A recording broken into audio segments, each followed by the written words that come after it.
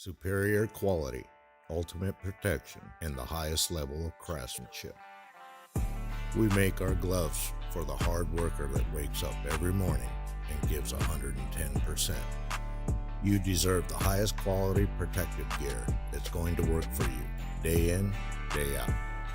We know it can be tough deciding what companies to trust for your hard-earned money. It's all in our name.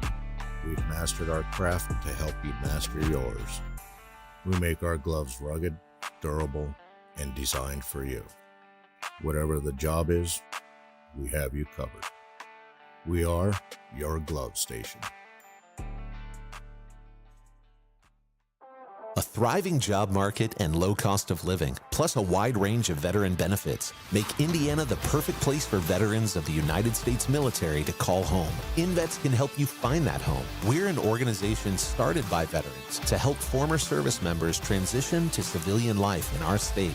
InVets can help you find the community with the career opportunities, housing, schools, and amenities that fit your lifestyle. To learn more about InVets, visit us at invets.org today.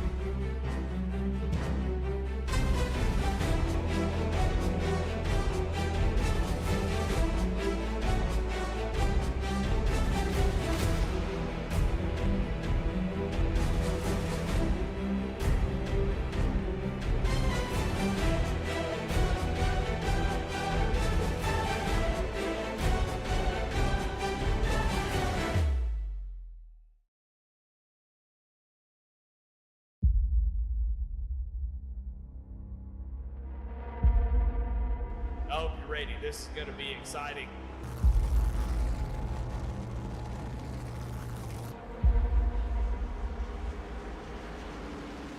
And the guy restarts up and go. Green flag is out and we're underway.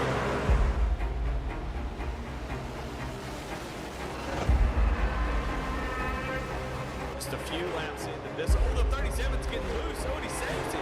Oh, they're going 3 wide.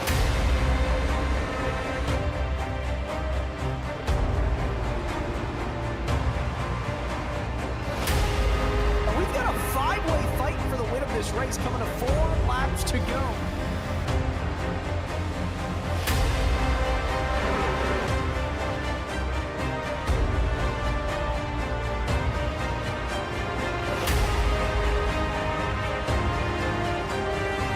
He's gonna win it here in spectacular fashion.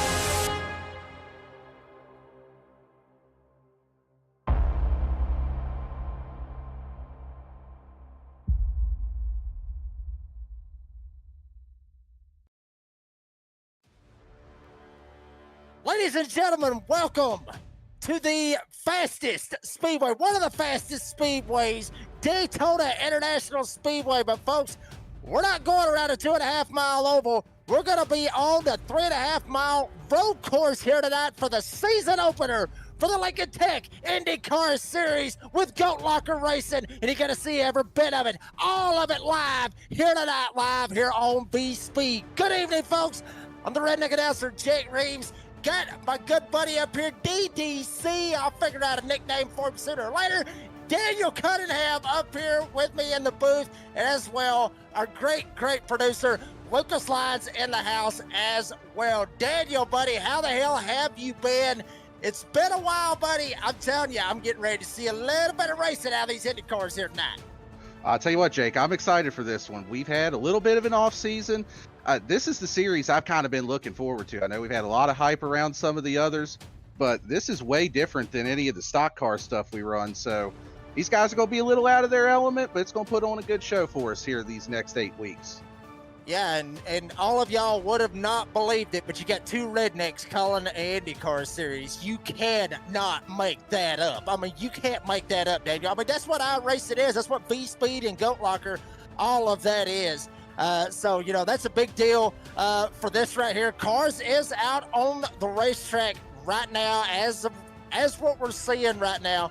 But I mean, Daniel, these Indy cars, we never see them at Daytona. Usually we might see them at Long Beach. We might see them at, hell, I don't know. I'm not a big IndyCar guy, but I do love the speed and I do love the fast pace and everything. But we don't see these Indy cars at Daytona like we're going to see here tonight usually. No, and I think this is actually a perfect track to really kick off this season because IndyCar in real life is built more around the road courses and the street courses than the oval racing now. So, we've still got basically the entire oval that we're running, but we're just going to throw a few right-hand turns in there, still let these guys get up to about 200 miles an hour on the banked ovals of the NASCAR portion. Yeah, absolutely. That will be a blast here tonight, folks. Hopefully, each and every one of you are settled in, got you a nice cold beer or whiskey, however you got it. Got it lined up and get ready for tonight. Obviously, it's the season opener for the Lincoln Tech IndyCar Series. And obviously, Lincoln Tech is a great, great sponsor here with Goat Locker. And Lincoln's mission is to provide superior education and training to our students for in-demand careers in a supportive, accessible learning environment, transforming students' lives and adding value to their communities. They are one of the largest automotive technology schools in the nation with 23 campuses. That is a hell of a lot of them, Daniel. They are the title sponsor here for the Lincoln Tech Indy Car Series. Buddy, I'm telling you what, this is going to be an absolute blast. We're seeing right there, guys, got about 3 minutes left here in qualifying. Still got a couple more laps.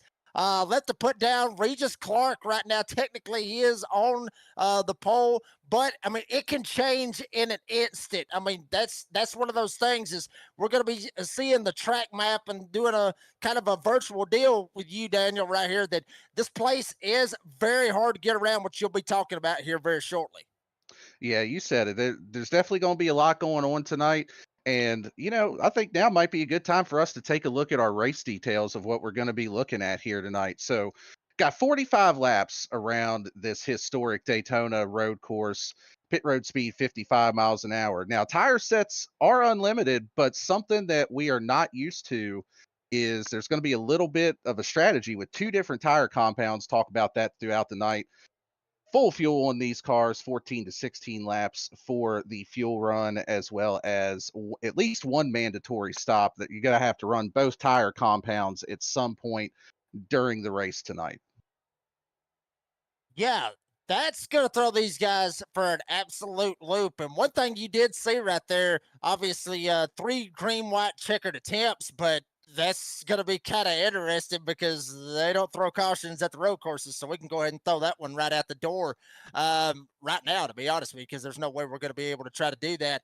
And, Daniel, you just saw the race details. We were talking about how crazy this place is to get around. Why don't you take us for a lap here at Daytona Road Course? That way everybody can see what these guys is going to be going through here this evening. Well, we can actually do you one better than that, Jake. Our very own producer, Lucas Lyons, has put on the fire suit and climbed aboard one of these Dallara IR-18 open wheel machines, and he's going to take us for a lap around this road course.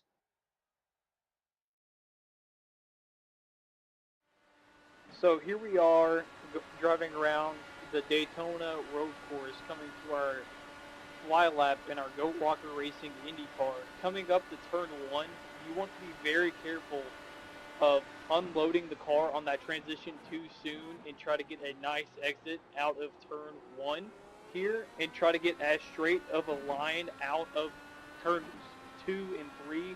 Coming into the International Horseshoe is a very tricky corner if you get on the power just a little bit too fast here. As you see, I get a little bit loose. You'll see a bunch of drivers try to get as much power as they can out of that corner into the dog leg, which it can be a flat-out corner. I'm not too sure if the drivers will actually do that. Now in the West Horseshoe, which will be another very tricky corner on corner exit here.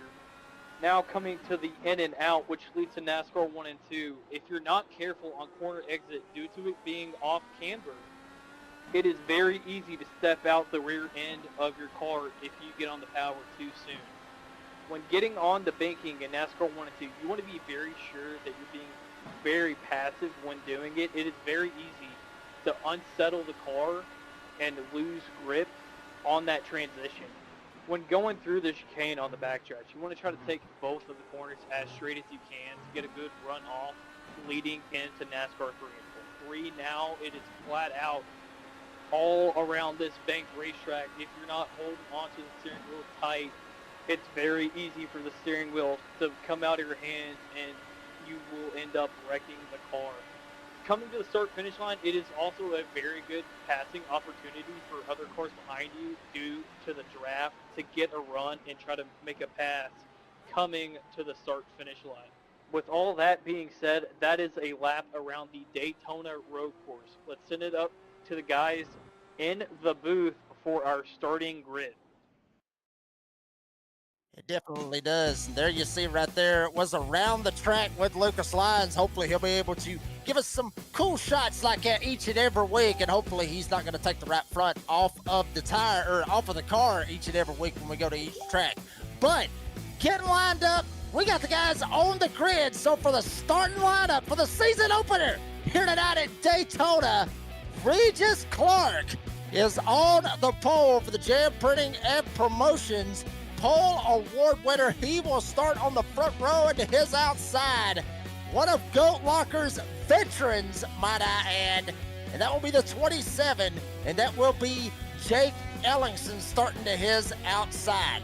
Right behind him in row number 2, you're going to find the number 4 of Mike Browning. He will be starting in the 3rd spot with a man trying to go for 2 in a row here at Daytona, Jake Ham, who won last night in the Cruising Classics 87 series. He will be rolling off from P4. Our great producer from last night, Eddie Smith's going to roll off from P5 with Zachary Menace rolling off in P6. Tyler Justice in the 33 is going to roll off P7. Brandon Evans, who come inches from winning it last night, he will be rolling off from P8. Warren Clayton will be rolling off from P9, and Jamie Lipke will round out the top 10. And starting in 11th is going to be Devin Smith with Casey Jones in 12th. Kevin Price starting 13th. Craig Bontrager alongside him in 14th. Lining up 15th, we've got Skylar Daly and Tyler White, one of our Goat Locker Sim Rig recipients, starting 16th.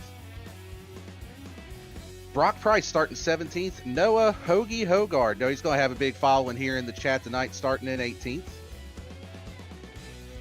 We've got the 777. I'm going to apologize ahead of time to Mr. Barcamini for mispronouncing your last name, with Ricky Sisk in 20th. And at the back of the field, rounding it out, we've got Mark Cofield in 21st and Ryzen Baker in 22nd. And that is the field here tonight. And real quick, as our Jam Printing and Promotions Pole Award winner, which is Regis Clark, and Jam Printing and Promotion, since being formed back in 2013, Jam has contributed printing and promotional sponsorships to more than 60 local nonprofits, with a primary focus on organizations that assist veterans, women, and children. They have been with Goat Locker since the very beginning. And folks, we are happy to have them here with Goat Locker. Folks, it is time to get it crunk up here tonight for the Daytona Road Course. The Lincoln Tech IndyCar Series is underway. Clark hits the line. Ellingson, not a good jump for him. Browning going to be latched right on the back wing rather, as they dive off into this turn 1. Watch them and see who's going to screw up right here. Looks like everybody got their clean that time, Daniel. Yeah, as you said, everybody got through there really clean, just trying to make it through that first turn. Definitely funnels down quick, and Regis Clark did a great job getting the jump on that initial start, and he pulls out to an early lead here. Well, if I had to take a pick out of all of them, I'd probably pick Regis Clark. He's the only one in qualifying to hit a 131.787. Jake Ellingson, who started on the outside of the front row, he had a 132.05. 3/10 faster in qualifying was Regis Clark, and now you already see him pulling away about a half a second gap right here. Whoa, hold on, Jake Ham, he almost sent it, almost got into the back of Ellingson. Ellingson tried to hold on for dear life. Here comes Browning trying to get a little bit of draft. This is where the speed's going to kick up, Daniel. You are right. This is the part of the track. So IndyCar runs two different packages, one for road courses and one for ovals. The one for road courses has a lot more drag and a lot more downforce. These things are going to punch a huge hole in the air, let the drivers behind them suck up when they get on the banking here through the NASCAR portion. There you see, I mean, you see the battle for third on your screen. We got one way off the track, way back here in the back, trying to get it straightened out. Hits the tire barrier. Folks, them barrels, they don't just cushion, they hit them. And, I mean, it's like hitting a damn concrete wall when they hit those barrels. It looks like he is gone for the race. Here we go. Ham, Browning, they're slugging it out. Browning takes a shot around the outside. He will go around Jake Ham. Ham will go back to fourth. Eddie Smith still rolling in fifth. But the front two, Clark and Ellingson, they have checked out from the rest of the field. Yeah, they're definitely making some hay right now. And, one of the things we kind of touched on a little bit here early on during the pre-race, Jake, was the different tire compounds. So for those that don't really watch IndyCar or not really super familiar with it, there's two different tire compounds. There's a primary and an alternate. So the primary is a harder tire. It lasts longer, but it's not quite as fast as that alternate. And one of the things that these guys have to do tonight is whatever tire they decided to qualify on, they have to start on that same tire compound. So what I'm looking at right now is a guy like Brandon Evans sitting back here in sixth place. And we're looking at the pylon saying, all right, well, he's almost 6 seconds back of the lead. What are we looking at? But he started on the primary tire. He's the first one that didn't start on that soft tire. So those soft tires, when they start to fall off, they go quick. And I think he's back there biding his time right now, just waiting for this race to come to him. And when they start to get that tire difference, he's going to catch them in a hurry. Yeah, he'll catch him eventually. And there you see Ellingson right there. Looks like Jake Ellingson was one of them who also started on that soft tire. Obviously, Regis Clark started on that soft tire as well. And there you see everybody still snaking their way through this infield, which, folks, honestly, Daniel, correct me if I'm wrong, but this is the same, for some of you IMSA guys out there, this is the same track that the IMSA guys would run on for the Rolex 24 here at Daytona, the exact same course. Thank God it's not like what NASCAR had in that clash that one year when they raced the Daytona road course, where they had that little kink right there before, or right there coming out of turn 4. I hated that. I hated that, Daniel. I hated that absolutely. They should have never put that in the kink. Don't put a road course at Daytona for the clash. What was they thinking for that? But anyway, that's my beef for tonight, I guess you could say. We may end up having to hit the "we got beef" soundbite. But there you see Clark right here. He's still holding on right now, about 1.5 seconds, give or take. Check this out, though. Browning. Here comes Eddie Smith, who has jumped up there and gotten that fourth spot. They've actually started to run down Ellingson. Yeah, I'm not sure if maybe Jake might have just went a little too hard there early. I know, look, like you said earlier, we're just a couple rednecks up here calling this race, right? But I turned a couple laps this week in this car, and man, it is so easy to cook the tires as we see a pass here.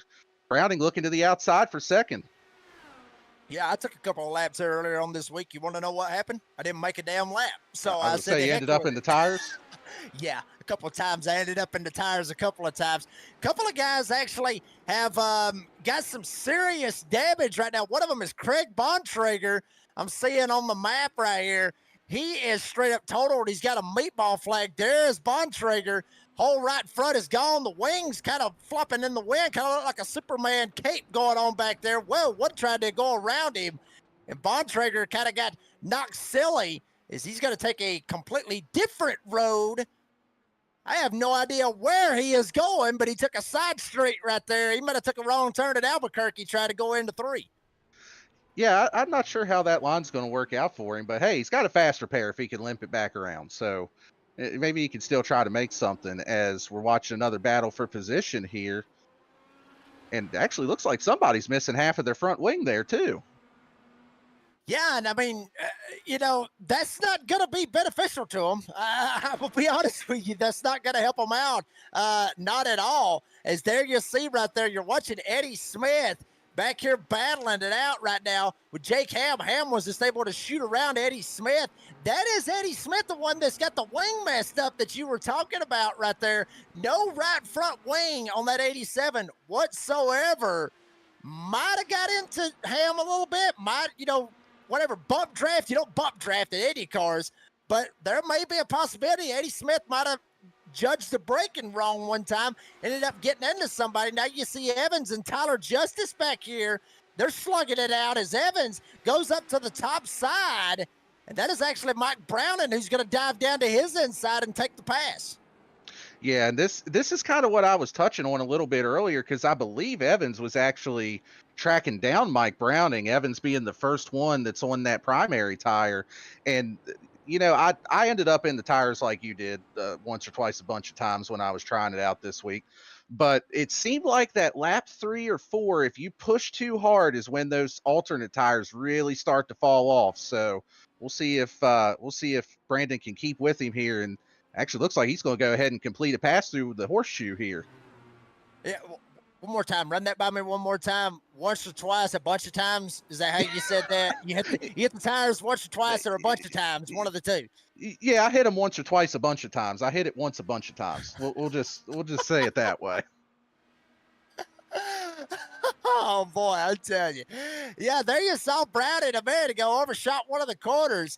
Ended up getting somebody to slide right by him and complete the pass and make it work.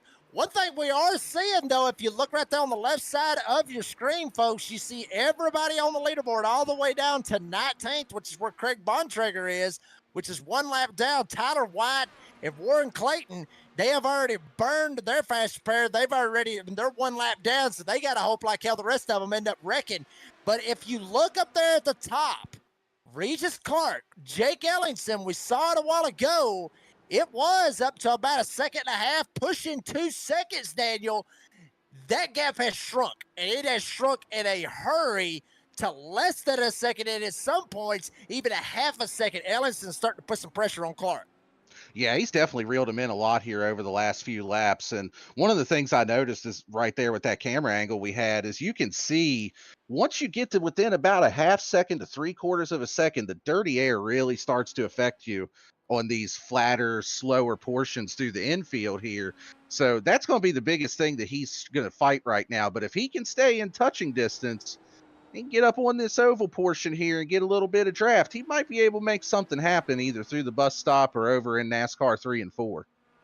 Let's see if Jake can actually shift through these bad boys, see if he can shift through some of the gears and jump up there, get that draft, and try to get a hold of Regis Clark. There you see Clark right in front of him. A little bit of lap traffic could possibly play a factor into this pass that Ellison's trying to get. And, folks, if you haven't yet, just for a quick second, it only takes, what, 5 seconds, Daniel, 10 seconds, not real sure. One of those, a bunch of times, however you want to look at it, but making sure that you like and subscribe to V-Speed. Hit that ring the bell, keep up with everything going on with Goat Locker here for all the summer series that Goat Locker has. We just got it fired up last night, obviously with the 87 series, which was an absolute blast.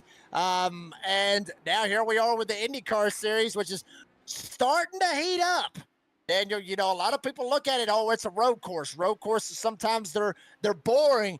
But every time I've watched Goat Locker on some road courses, it always gets crazy. Every single time it always gets crazy, and you never know what the hell's going to happen. It does. One of the things that I think helps out Goat Locker a lot is there's so many people over here that run, like the 24 Daytona, they run the sports car events. And even though it's different than what they're running here tonight, you're on a road course, you're still learning the trade. And it helps out that so many of these guys are good road racers. And we're seeing that now. I know Jake has run the 24. I think he's run it the last few years with the Goat Locker team. I think Regis runs a lot of road stuff. So these guys definitely know what they're doing out there. And you can see Jake has still been closing that gap just little bits at a time. I think that lap car is going to actually help out Regis here just a little bit to help that toe down through the next portion. Jake's going to catch that lap car in probably the worst spot that he can catch him at, but he'll get around him here as they get up through oval 3 and 4. Yeah, I mean, Clark was able to shoot right around him, and that's going to open the door, let Clark try to get that gap that he had a while ago, which was, like I said, pushing around 2 seconds. Now Ellingson going to figure out where does he want to go, left, right. He'll think about it. He'll jump to the right side, but he'll be on the outside going into turn 1 to make this pass. Maybe, maybe not. Lap traffic playing a factor with Ellingson. Ellingson way up on the top right there, going through the very first turn. Daniel, that's not, you would think, Jacob and Kid up on the mic, hey, let me go. I'm trying to chase down Clark right here for this lead. You holding me up, buddy. You taking my line. You don't want to be in that situation, especially when you're on the lead lap trying to race down the leader.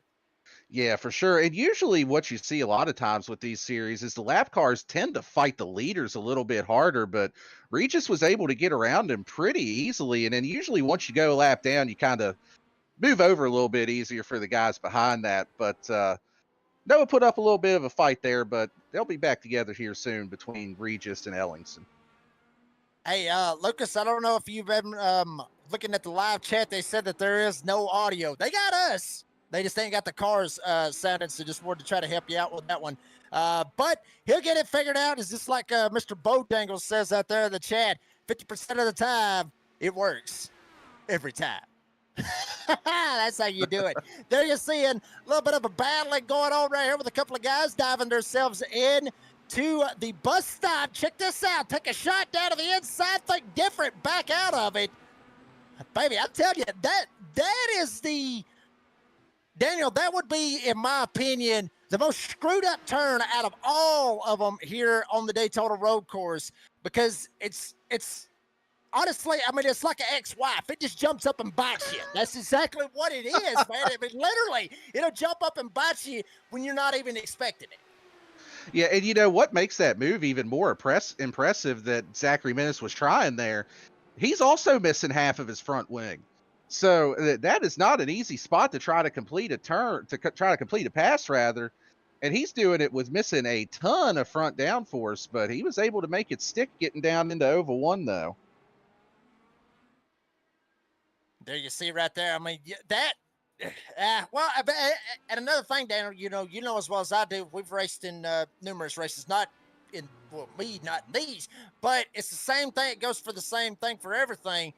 You want to make sure, though, if you do have that faster pair available, if your car is still capable of holding it straight, even without that left front or right front wing, and you don't want to burn that faster pair, there is the option for these drivers to go ahead and hit that little black box that they'll have wherever they got on their screen or wherever, and they can click through that box and be able to jump over there, and they can turn their faster pair off, because if they don't, Daniel, it will register that, hey, this car's got damage. It will burn that faster pair, even though that may be the only little bit of damage right there that's right there on that wing, but it will still register that there's damage, and you got to burn that faster pair. So you got to uncheck that for some of these drivers when they go ahead and make some pit stops here very shortly. Yeah, and and one thing too that as far as the faster pair, these things are NASCAR. Like with NASCAR, you can bounce it off the wall.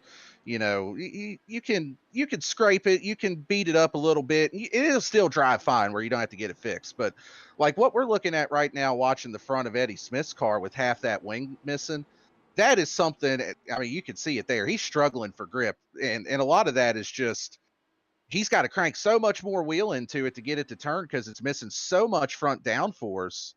And then you start heating your tires up, and it's just a vicious cycle. So that's something that, he's definitely going to want to get fixed whenever he makes his next pit stop.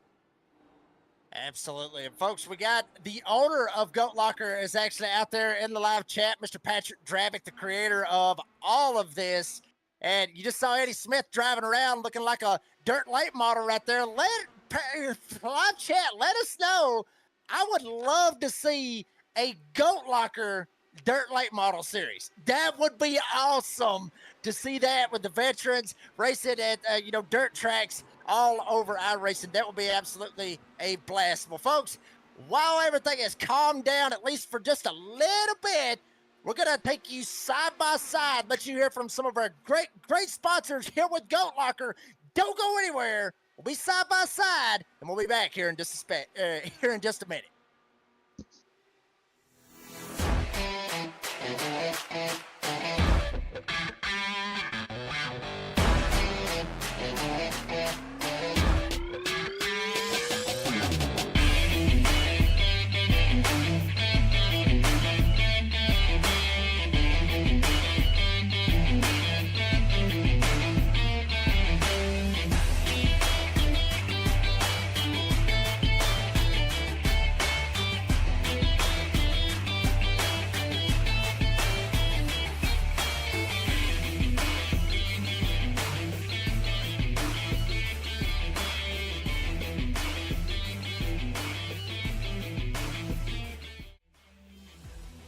And folks, we're back here at Daytona. Unfortunately, the timing on that was absolutely horrendous, but we still need to make sure we got some sponsor obligations in.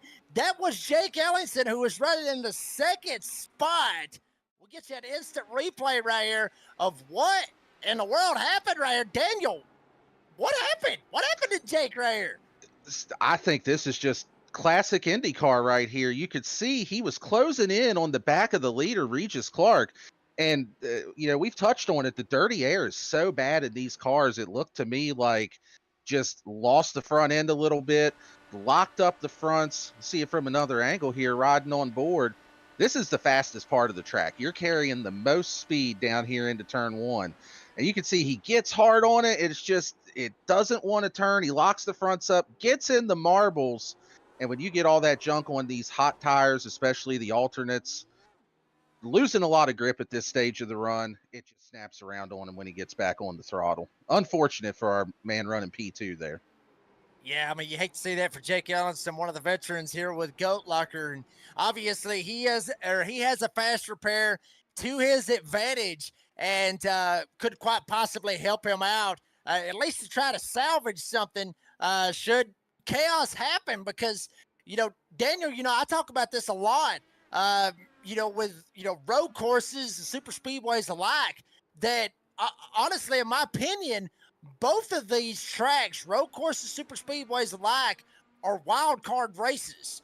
Because, in my opinion, on both of them, and correct me if I'm wrong, but you got to survive on both of them. Because Daytona, Talladega, you got to survive at those racetracks. Much like here at these road courses, you just got to survive and just don't slip, because 9 times out of 10, somebody's going to screw up on the road courses. Nobody's going to run around this thing absolutely perfect. SVG wouldn't be able to do it perfect all the way through it. So somebody's going to mess up sooner or later. You just got to be able to survive and just carry on and go to the next race. Yeah, you're right. I mean, and the thing is, even like on the NASCAR side, it's a lot easier to recover in some aspects. If you do make a mistake, we're looking at Zachary Minnis there just a moment ago. We've seen Eddie Smith too, missing part of the front wing, and it doesn't take much to damage these cars. They're so fragile compared to what we're used to. But we've got a battle for second gearing up here. The guy that I told you to keep an eye on a little bit earlier, Brandon Evans, starting to make some hay here. He's looking at Jake Ham trying to get that P2 away from him. I think he's going to make it happen here shortly. Yeah, and this is very, very interesting little spot to go too wide. It nails up big time. Evans had to get out of the gas. Ham able to shoot down on the inside and down back to the other inside, outside, however you want to look at it, as they go from a left to a right and then back to a left. Evans had position, but then Daniel, it just narrowed up right there. It narrowed up so damn tight right there. Somebody had to give, and I think Brandon Evans knows that he's got a fast car. Obviously, he's on the primary. He's not on those slower ones. He's going to get the draft right here through 3 and 4. He's going to time it out perfect. Good driving right here by Brandon Evans. Yeah, that was just textbook how you want to set a pass up here. And you're right. It's so hard through that kink in the infield to go side by side through there. You're basically just asking to end up in the tire barrier or end up in Lake Lloyd, one or the other, if you go through there side by side. So, smart move on his part. He knows he's faster right now. He has cut the lead to Regis. At one point, I think he was back around 8 seconds back, and you can see on the ticker over there, he's under 2.5 back of Regis, so he's got the speed to get there.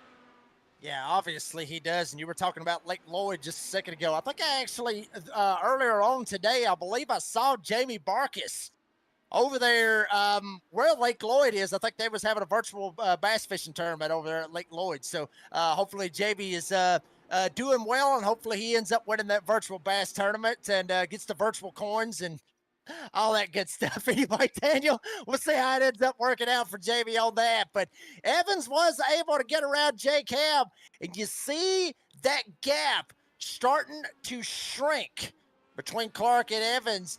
And, you touched on this, a second ago, Daniel. Brandon has got to finish the race on the tires that he has right now. He's on the primary. Clark, he's on we're gonna call them the fasties, I guess you could say. That's what he is on right now. And the times is not looking out good for Clark right here. Evans is starting to run him down. You see it right here. Less than a second and a half. Evans could have the lead within the next 2 to 3 laps. Yeah, and just to clarify, so as far as like with the tire rules, they don't have to finish on those tires. It's just you have to start on whichever one you qualify on.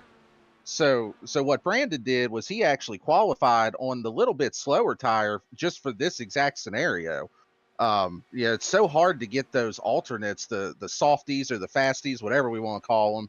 It's so hard to get them to last for a full fuel run. And, we're in that window now that we should be seeing pit stops here sometime soon within the next lap or so.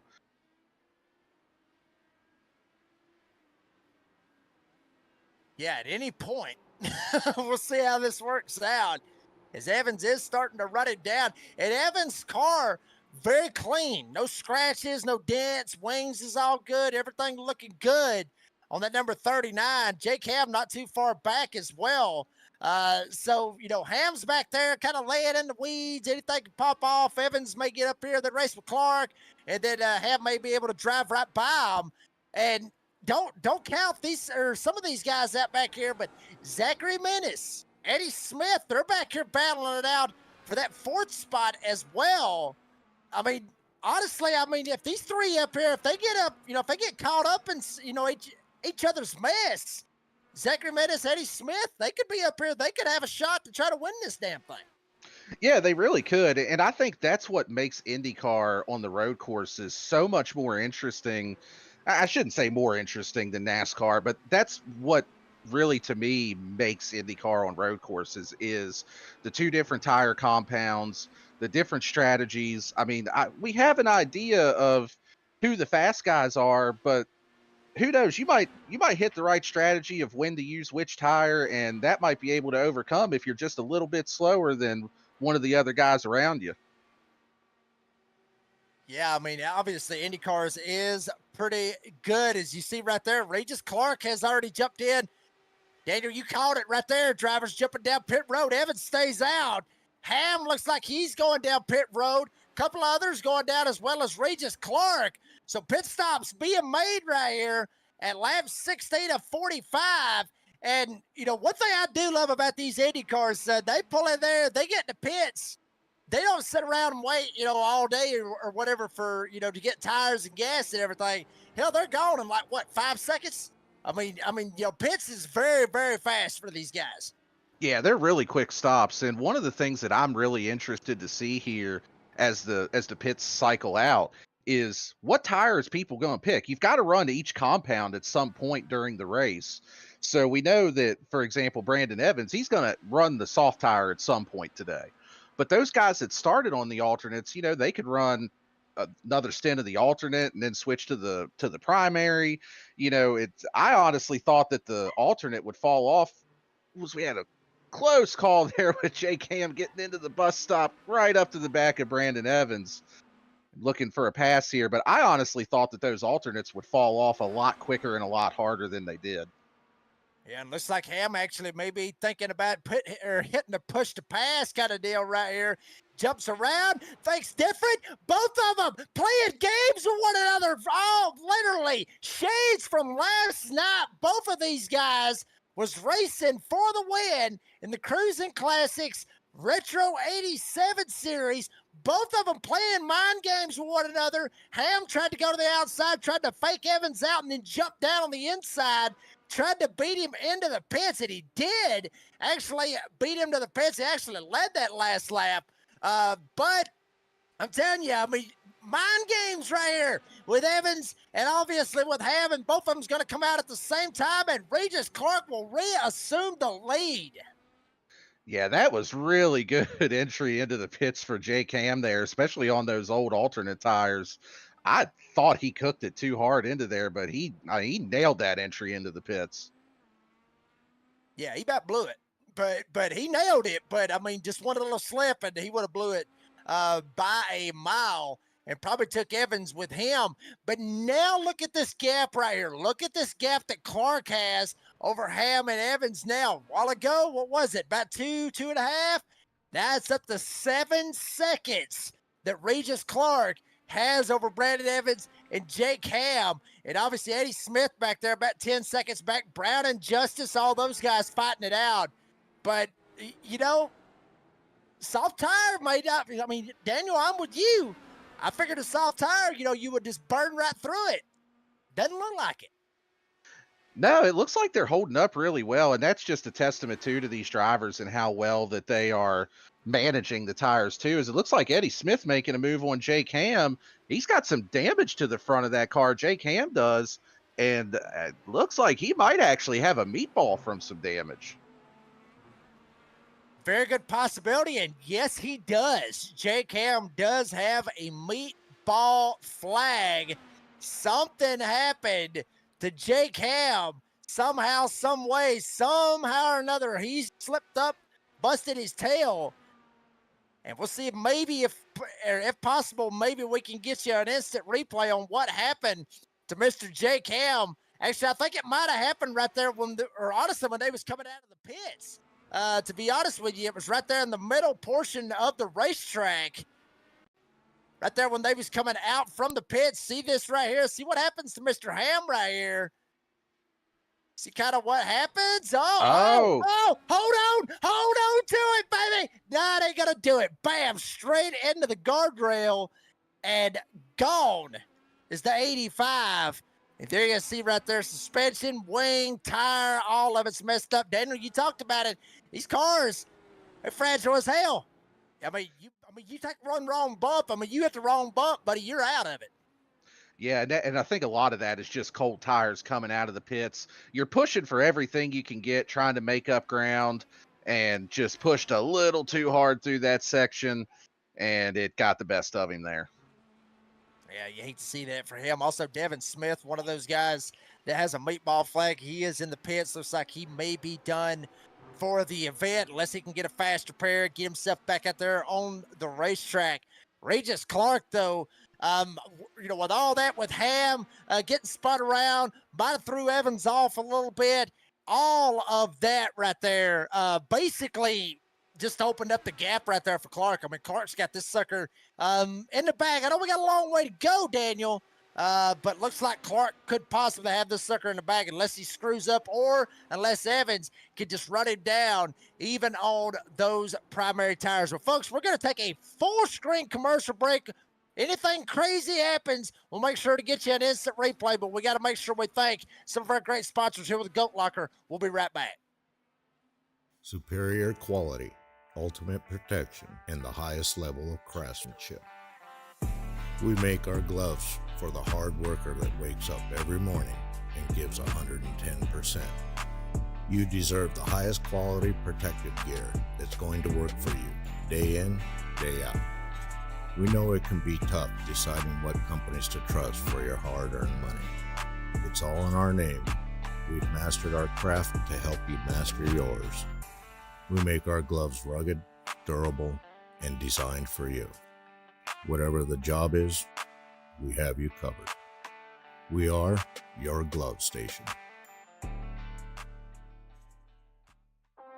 thriving job market and low cost of living, plus a wide range of veteran benefits, make Indiana the perfect place for veterans of the United States military to call home. InVets can help you find that home. We're an organization started by veterans to help former service members transition to civilian life in our state. InVets can help you find the community with the career opportunities, housing, schools, and amenities that fit your lifestyle. To learn more about InVets, visit us at invets.org today. And folks, we are back here at Daytona. Some of our great sponsors that you saw just a second ago. One of them that you just saw was InVets, which is a great sponsor here with Goat Locker. And InVets aids in transitioning to civilian life, focusing on job placement and finding the right community for veterans and their families to ensure their success and happiness, which is big right there, obviously, for the veterans. They are a veteran nonprofit in Indiana with the goal of bringing veterans to that state to live and work. They are the title sponsor here with Goat Locker. It says Sunday Truck Series, so I'm assuming we got a Sunday Truck Series going on as well with Goat Locker as well. But great to have InVets as a sponsor here with Goat Locker and all our great sponsors. Hopefully we'll be able to talk about a couple of them here in the near future here in this race. Well, Daniel, buddy, so far we're getting close to that halfway point, getting pretty close to it. I mean, what are our thoughts here on this first half? I think it's been a lot of good racing so far. The field, I mean, you see the gaps over there on the left. There's still some good battles going on. Got actually a pretty close battle right now between Brandon Evans and Eddie Smith for the second spot going right here. As Eddie takes a look to the inside of that U.S. Army Dallara, and he's going to take that second spot getting down here into turn one. Brandon not really fighting them there, probably just biding his time, trying to be patient right now.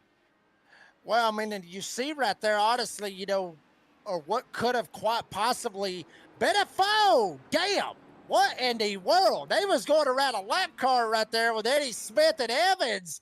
And whoever that was just almost ended up creaming Eddie Smith right in the back end right there. Whoever that was, that got bad. That was Ricky Sess Jr. Jr. had to get out of the gas, almost ran him over, almost went off the racetrack as well. So, but I'm telling you, I mean, but back to what I was talking about, though, Daniel. I got sidetracked for a second. Now I'm going to get sidetracked even more. We have a huge pileup over here on the bus stop.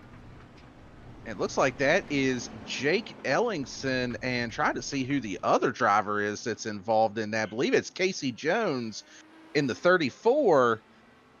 Definitely a lot of contact, a couple of missing wings there, hanging on by the tethers to these Dallara bodies. We're going to take a look at this on instant replay. Coming through the banking of oval 1 and 2. Again, this is a hard spot to try to make a pass. Jake in the dirty air behind the 34. Looks like he just got on the brakes a little too late. Front wing comes off, rear wing of the 34.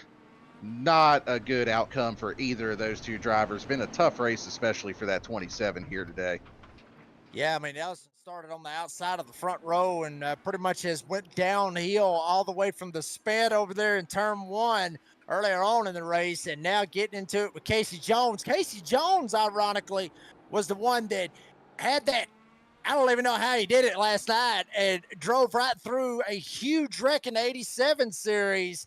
Looks like he's not going to be able to drive through that wreck right there. It's Casey Jones, guys, jump down pit road, burn a fast repair if he hadn't already, and try to get back out there and salvage here tonight, here at the Daytona Road Course for the season opener for the Lincoln Tech IndyCar Series. Well, Daniel, we saw a lot of these guys doing these passes and these slingshots, much like what Eddie Smith was doing against Brandon Evans a while ago right here on the front stretch. There's this whole thing about push to pass and all that.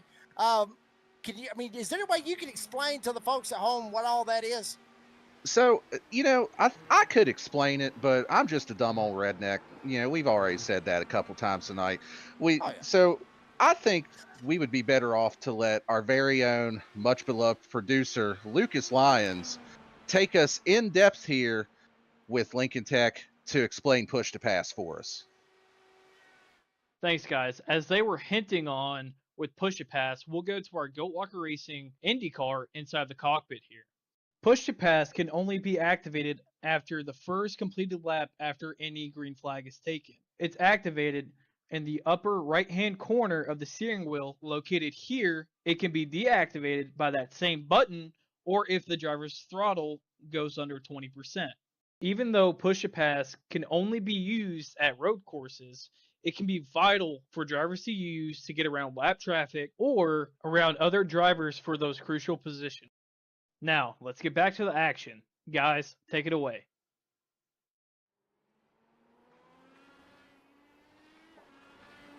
All right. Well, thank you, Lucas, for that in-depth explanation of the push to pass. Something these guys are definitely going to be trying to use here as we go throughout the race to either try to get around somebody or you can even use it to defend, try to hold off on that draft coming from behind you too.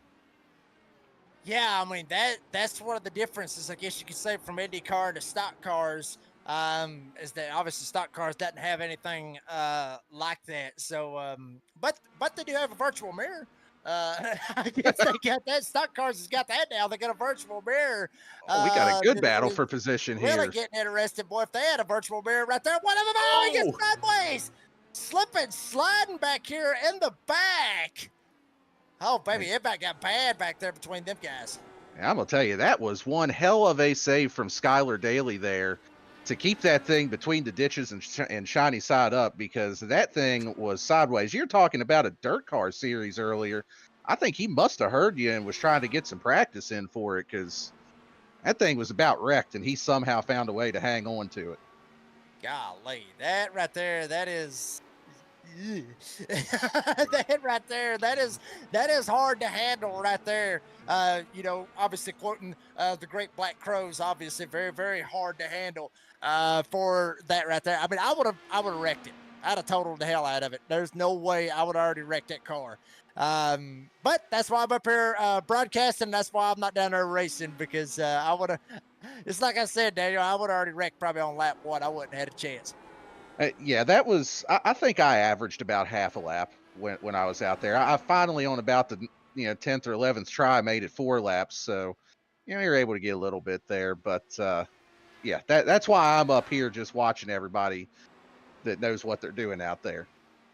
Yeah, apparently there's no skill up here in the booth. The only one who's got any damn skills, the producer. But we're just the entertainers, I guess, out of all of it. And obviously these guys out here is putting down, obviously, the skill that you see right here before you, with Eddie Smith still holding on to second and Brandon Evans still lurking back there in that 3rd spot. Both of these guys, mind you, we do want to mention that both of these guys is on the primary tire, not on the secondary tire. The only driver that is on that secondary tire is Ricky Sess Jr. Everybody else is on the primary tire. So nobody else is on anything crazy, as we actually see one actually way off the racetrack right there. But we're still green and clean, I guess you could say. Evan's still trying to find a way to get around Eddie Smith. Maybe try to hit that little push to pass somehow or another, if he can get a little draft on him and maybe try to slingshot around him. Yeah, and I think if you're going to use the push to pass, you got to do it on the oval.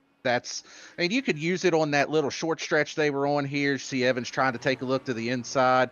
But I think if you're going to do it, you got to try to set up, get a good run out of this corner right here that you see him going through, up onto the banking. Evans got a little loose under throttle there, just trying to get the power down.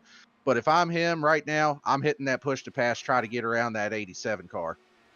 Yeah, he needs to figure something out pretty quick, because, a good possibility Eddie Smith may try to get away, and that's something he doesn't want.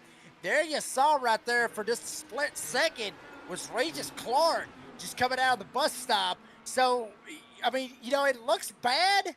It does look bad, 7.5, 8 seconds, however you want to look at it. They can see the leader, not by much, but they can barely see. I mean, they can see the leader, but not by much. So it does look bad, but at the same time, I mean, if Clark slips just a little bit, it's done and over with right here for him, and we could be watching the race for possibly the lead and the win right here between Eddie Smith and Brandon Evans. Yeah, absolutely. And that last lap, Eddie was actually about 7/10 faster than Regis Clark. He got a little close there with a lap car. It looked like Eddie might have had a little lockup there. But yeah, even with them kind of racing each other, looks like Eddie was still closing in. And, something you kind of touched on just a moment ago as Eddie works his way. Oh, he locked up. Just trying to get around Jamie Libke. And that's going to let Evans get through to second. Oh, boy, Eddie Smith is not going to be too happy about that. Odds are he's probably going to be pissed off at himself and not Jamie Libke. But, I mean, you were talking about that, obviously. I mean, that gap was shrinking. But then, obviously, when they catch a lap car, then basically the time it just kind of grows out. So they're back in the situation that they was already in. And now swapping it back out, literally, you want to lead, I'll lead. You want to lead, I'll lead. However you want to do it.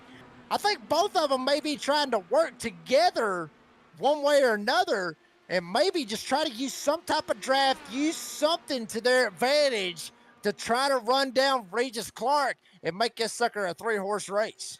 Well, I can tell you one thing. Eddie has been driving the wheels off of that thing. I've kind of been watching him over here on the side a few laps, just seeing what he was doing when he was running in second by himself.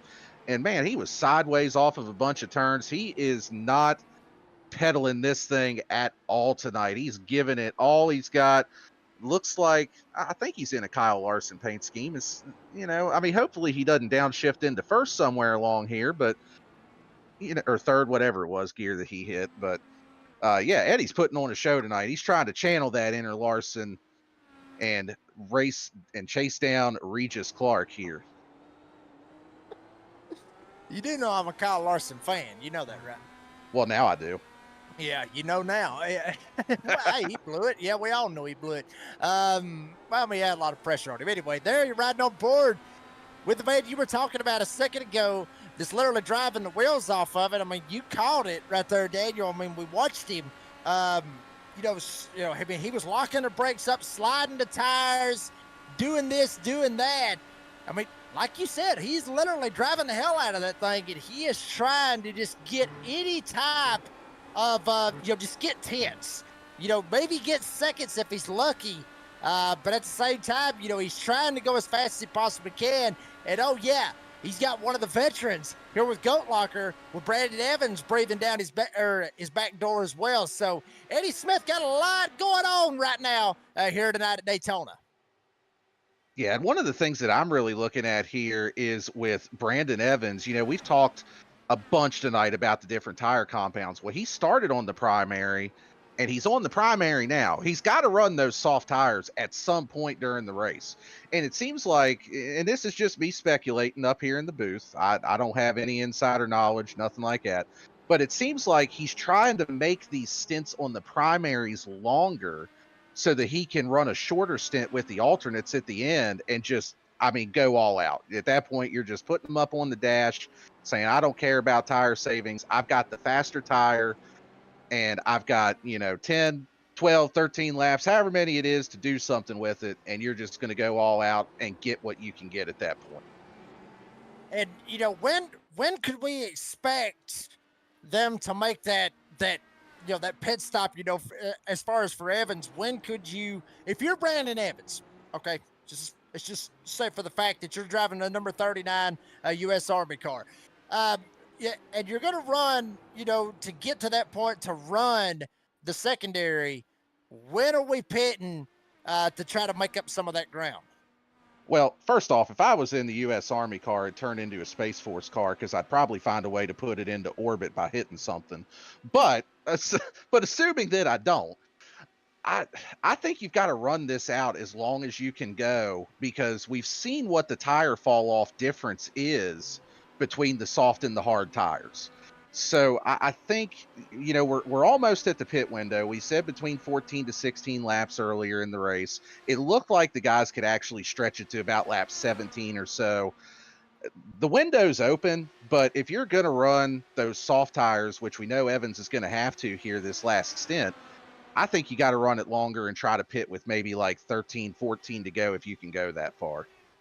Yeah, but I mean, obviously, that's like you were saying a while ago, though. I mean, yeah, he'll be able to run those soft tires, but I mean, correct me if I'm wrong on this, but he's still got to finish the race on the primary tires that he started the race on, right? So No, he doesn't. No, he don't have to finish on them. You just have to start on whichever ones you qualify on. After that, as long as you start on whichever one you qualify on, and you switch compounds at some point during the race, and you can do whatever the hell you want after that. It don't matter.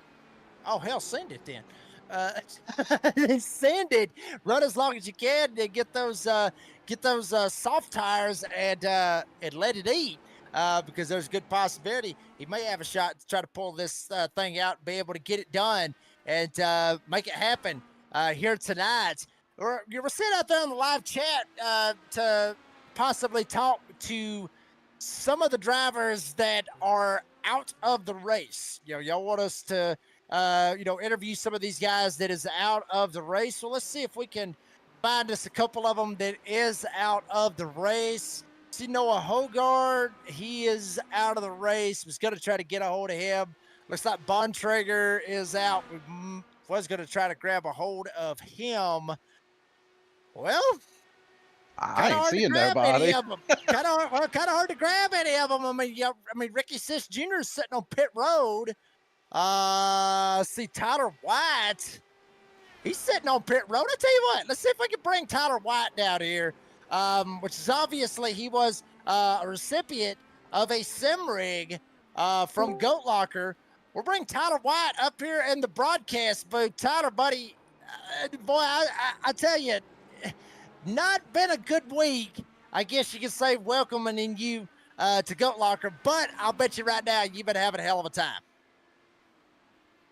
Oh, 100%. It's been a fantastic time. I keep getting wrecked for some reason, but it's been a good time. So you ain't got a clue why you're getting wrecked. You ain't got no beef with nobody, right? Not that I know of, anyways. Oh, come on. You got to have beef with somebody. Come on. I'm relatively new to this league, so there ain't no way I got beef with nobody. Maybe Now, Jake. I was going to say, now hang on a second, because I hate to throw you under the bus, and I hate to air some dirty laundry here, but I saw something earlier about you pulling a Max Verstappen on Jake Ellingson. All right, listen. That was going to be revenge for the ARCA race on Monday when he ran me over because I didn't hit the restart right. Oh boy, if Jake was not out there on the racetrack right now, we would let him come in here and then both of y'all could hash this sucker out right here on B-Speed, but we're not going to do it. But Tyler, obviously, we talked about this, a while ago. Obviously, you were a recipient of, of a sim rig provided by Goat Locker. I mean, what does Goat Locker mean to you as one of the drivers, and then obviously with the Warrior Spotlight, what does Goat Locker mean to you? So awesome. I appreciate the opportunity to speak on this. So Goat Locker for me, with me transitioning out of the Marine Corps here soon, it provides me that opportunity to continue that camaraderie that the Marine Corps provides with this awesome group of people that really just kind of sync with my ideas and kind of my personality, so that way I don't feel lost after I transition out of the Marine Corps. Yeah, that's a big deal right there. Out of that right there, so always good to have. I guess you could say, like Garth Brooks would say, friends in low places or high places, or however you want to look at it. But yeah, but Tyler, I mean, we're gonna expect. I mean, are we expecting to see you obviously throughout the duration of all the summer series? Oh, 100%. At any race that I can race, I'm gonna be racing. I mean, you saw me in the ARCA series, you saw me in the 87 series, and tonight you see me in the Indy series. I'm going to race any race that I can, just kind of get as much seat time in this sim rig that I can, and kind of really get connected with these folks that are here in Goat Locker Racing.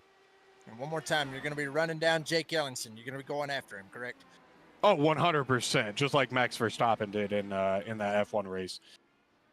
and just drive it right up his tailpipe and just go ahead and spin him out. That's what you're aiming for. Okay. Exactly. Yep. All righty. Well, Tyler, thank you very much for your service. Thank you for everything that you do, and thank you for being a part of Goat Locker. And hopefully we'll be talking to you on the podium here very, very soon, buddy. Well, we'll see about that. I'm not that great of a racer, but thank you for having me. That was Tyler White. Good to see him. And while we were talking to Tyler right there, Daniel, got a little bit of a lead change up here. Brandon Evans has jumped out to the lead. Obviously, I mean,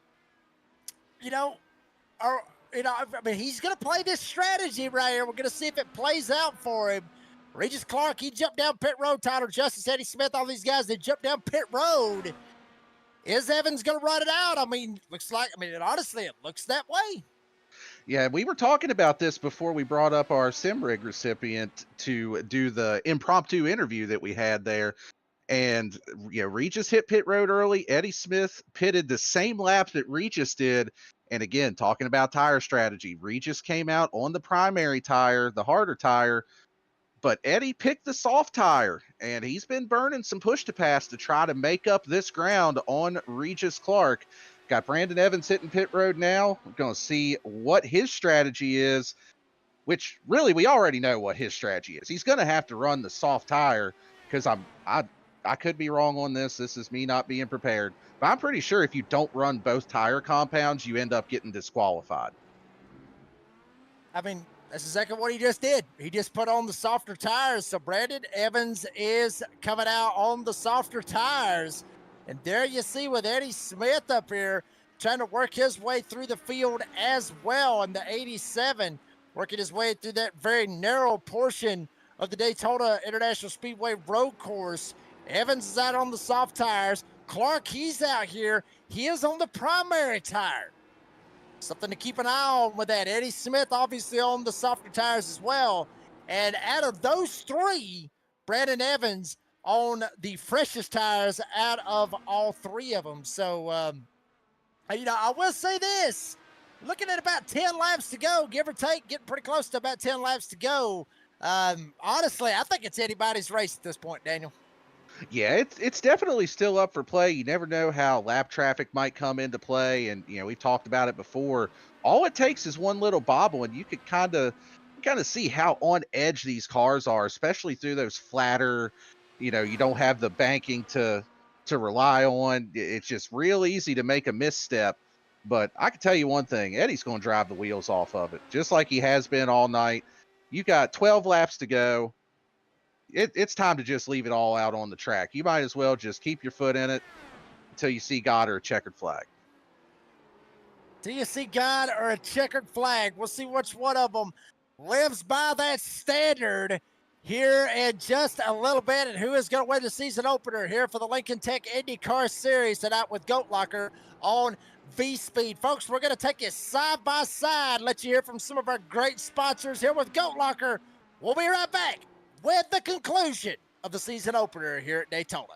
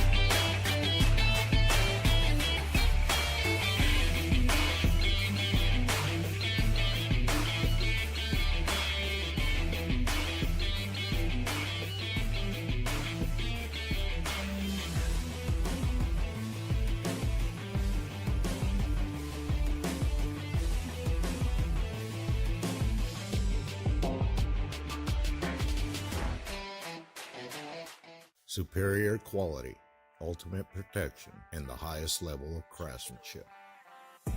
We make our gloves for the hard worker that wakes up every morning and gives 110%. You deserve the highest quality protective gear that's going to work for you day in, day out. We know it can be tough deciding what companies to trust for your hard-earned money. It's all in our name, We've mastered our craft to help you master yours. We make our gloves rugged, durable, and designed for you. Whatever the job is, we have you covered. We are your glove station. A thriving job market and low cost of living, plus a wide range of veteran benefits, make Indiana the perfect place for veterans of the United States military to call home. InVets can help you find that home. We're an organization started by veterans to help former service members transition to civilian life in our state. InVets can help you find the community with the career opportunities, housing, schools, and amenities that fit your lifestyle. To learn more about InVets, visit us at invets.org today. And folks, we're back here at Daytona. There you see Regis Clark up here at the front. Got about a 6.5 second lead over Eddie Smith. Brandon Evans back there starting to chip away at that lead as well. I'm the redneck announcer, Jake Reeves, with Daniel D. Cunningham up here with me as well. And our fantastic producer, Mr. Lucas Lyons at the helm, giving you all the cool bells and whistles, all the cameras, all the good stuff that you see in here tonight. And Daniel, I got to poke a little bit of fun at Lucas just for a split second right here, but because I thought this was Lucas's first time producing, and it turns out he made me look like an idiot. And he was like, "No, this is like my fourth, fifth time. So I've done this a couple of times. This ain't my first rodeo." And I'm like, "Well, damn, sorry," but honestly, I mean, he's done a fantastic job here this evening. Yeah, he has. He's put a lot of work in here, especially the last few days with some of our clips and things like that. So yeah, shout out to him. He's been working hard behind the scenes. You know, he doesn't necessarily get the airtime. I ain't gonna say FaceTime because I don't have my ugly mug on a camera right now up on the screen, but he don't get the airtime like we do out here cracking jokes and everything. So shout out to him. Shout out to Eddie Smith too for all the work that he's done putting these broadcasts, the teams and everything together this week and getting stuff organized. Absolutely, and I'll tell you something actually very cool. Some of you out there in the live chat may not know about it. So, shameless plug right here. But if you want to hear some of the interviews that I had with some of these guys, like Lucas Lyons, Eddie Smith, Jake Ellingson was one of them as well. Go check out a little podcast that I got going on Spotify and Apple Podcasts, which is the Door Banging Download. Go check that out. Most recently was with Lucas Lyons. You get to hear the story, between me and him, back when we was racing at Daytona. Ironically enough, it was, a great, great story. And hopefully each and every one of you get a chance to go check that out. By the way, hide the kids. Don't let the kids hear it because that's gonna, there'll be some lawsuits on that one because we get a little bit rowdy over there on that podcast. Well, I'll tell you what, if you're ever hurting for guests, go ahead and sign me up. I've listened to some of those podcasts. I know I'm probably throwing myself under the bus saying I haven't listened to all of them, but if you're talking a non-PG rated podcast, I think I'm your guy for that. Yeah. I think you would be a pretty good one. May get you on here very, very soon. Well, while we're, shooting the bull about all this, you sit here and you look right here on lap 37 coming this time around to lap 38, and Regis Clark is still up here at the front. He's on the primary tire right now.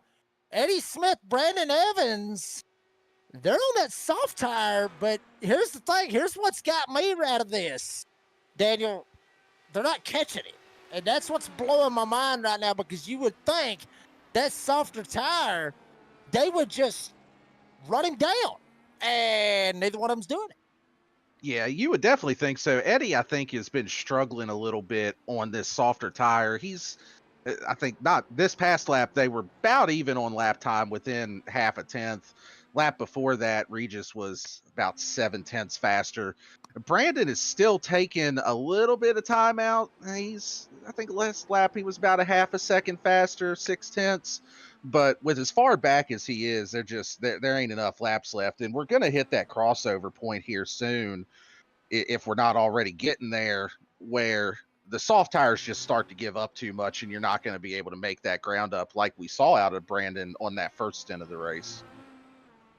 Yeah, I mean, and that would, I was really thinking, that we may see some fireworks with the soft tires being able to catch the primary, and what will Regis Clark do to try to keep the lead. But looks like all Regis Clark's got to do is just not, like I said earlier, don't screw up, survive, and looks like he may be your season opening winner here for the Lincoln Tech IndyCar Series. And nothing to take away from, Regis Clark. I mean, we haven't talked a whole lot about him, Daniel, but the problem is the only reason we haven't talked a whole lot about him is he's not even in the damn same zip code as everybody else. I mean, he's gone. He's 9 seconds ahead of everybody. And when you don't know where he's at, and then we just now found him right here coming around with about 6 laps to go. We just now found Regis Clark. But, when he's on his own zip code, I mean, there's not much else to say. Well, we're used to seeing number 8 cars win at Daytona, but they're usually, stock cars with a Budweiser logo on the hood. We're not used to seeing number 8 car go out here and stomp the field on the Indy road course, or the Indy road course, on the Daytona road course, in the Indy cars. So, he's, like you said, he's been out here just putting the whipping on these guys today, and shout out to him. I mean, he's definitely, hopefully we're not putting a broadcaster curse on him or nothing, but he's definitely been the class of the field from the time that we've dropped the green flag tonight. Yeah, I mean, absolutely. And I agree with you. I mean, usually we're used to seeing a number 8 Budweiser car up at the front, and damn sure not a number 8 Cheddar's car up here. Whoops, sorry about that, Kyle Busch. Hey, Kyle it's okay. It's okay. I'm a Kyle Busch fan. You took a shot at him. I took a shot at your driver earlier, Hey, I like Kyle Busch. He's all right. I like Kyle. I even liked him back when he was rowdy, as they would say. So I was a big fan of him then. Not so much as some of the crybaby stuff, but anyway, I'm still a pretty big fan of him. I like him anyway. But see if we can maybe slide back, maybe try to find some of the battles that's going on. And one of them that could possibly be brewing, as we are closing in with around 6 laps to go this time by when Clark hits the line. And Jake Ham, he's about 2 seconds back from Mike Brown, and you see him back there in the back. Maybe. Right there he is. Right there, Browning's right there in front of him. Ham possibly could run down Mike Browning right here and maybe very sneakily basically steal a 4th place finish. Yeah, he's been chasing him down here. Last lap before this one, we'll see what the times are at the line, but previous lap, he was a half a second faster than Jake Browning. A little bit closer on the gap this time, about 0.2 of a second difference on that last lap. But still, we still got a whole 5 laps to go here, and it is easy to lose time at this track. That gap could easily come down. We could have a battle brewing here. Yeah, I mean, we could have a battle brewing for that 2nd spot. Something is amiss with the 87 of Eddie Smith. He just got bypassed by Brandon Evans while we was watching the Browning and Ham deal. Eddie Smith just absolutely losing the handling on that 87 car, and Evans shoots by him like he is sitting still. Evans will go to 2nd. Yeah, and I'm not sure if Eddie had a problem or something, or locked up or what, because there was a pretty decent gap between the two of them. And I just happened to look over at our scoring monitor that I've got on the side here and saw that gap close really, really quick, as we're going to get an instant replay here. Eddie heading down the infield straightaway towards that kink, headed over to the horseshoe. See what happens with him here. Looks like he just got in a little too hot, lost the front end, was able to keep it out of the tire barrier though, so at least a little bit of good news there. Lost the spot, but kept the car in one piece, and they are still going at it for 2nd place here. Yeah, I mean, honestly, the hell with 4th right now. Let's see what happens right here with 2nd. No offense to Browning and Ham, which their gap's starting to close up a little bit, but the battle is on for 2nd. Eddie Smith jumps back by Brandon Evans. Eddie Smith goes back to 2nd. Evans kicked back to 3rd, and they are going to slug it out. It may not be for the win, but it's certainly going to be for some bragging rights throughout this summer series here with the IndyCar Series presented by Lincoln Tech. And I'm telling you, the one thing I'm looking at, push to pass. We talked about it earlier. Eddie only has 15 seconds of push to pass left. Brandon Evans, 127. He could basically be on that button on the oval portion here as much as he wants. He's actually on the button now, trying to get to that 87 car and make a move. He's going to have the draft. He's going to have the extra horsepower. He's going to look to the inside as they get down here into the bus stop. Eddie's going to outbrake him, though. What a move to keep that spot by the 87.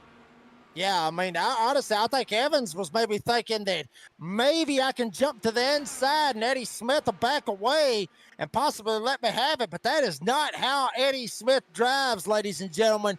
He is hard-nosed to the T. If you hadn't already seen it here tonight, check him out. Going below the double yellow line, folks. If this was like super speedway racing, normally you could not go below that double yellow line to improve your position. But with this kind of instance, Eddie Smith can go wherever he wants to. He's trying to break that draft. That way Evans cannot use that push to pass and that draft at the same time and be able to suck straight up to the back end of Eddie Smith. So, I mean, Eddie's going everywhere he can just to try to keep the draft away from Brandon Evans.